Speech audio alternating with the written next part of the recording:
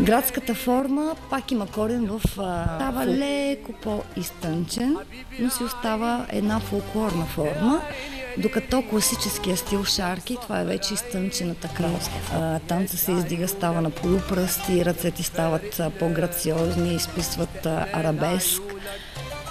И това, което е характерно също и самите инструменти, докато във фолклора използваме и пескливи инструменти за отворено пространство, тънчени, по-фини, като цигулка, канун, лютня.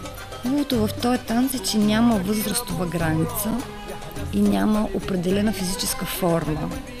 В смисъл, не трябва да сме адреналинки или перфектни, за да може да танцуваме.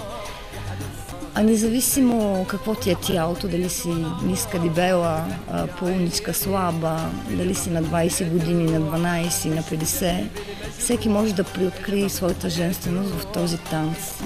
Няма възрастови граници. Всеки танцари, когато идват момичета и си мислят, че наистина всичко, супер, ще научим някоя нова стъпка.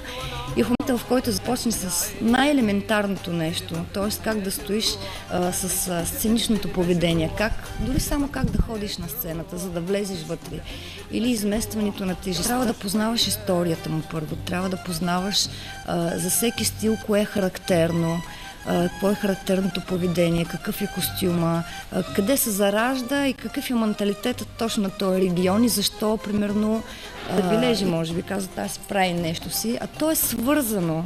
В смисъл, това са им традициите, нравите, защо в класическия стил си по един начин, какво изписва ръката. Това също е свързано и с интерпретацията на музиката, защото ние не трябва да забравим, че ние...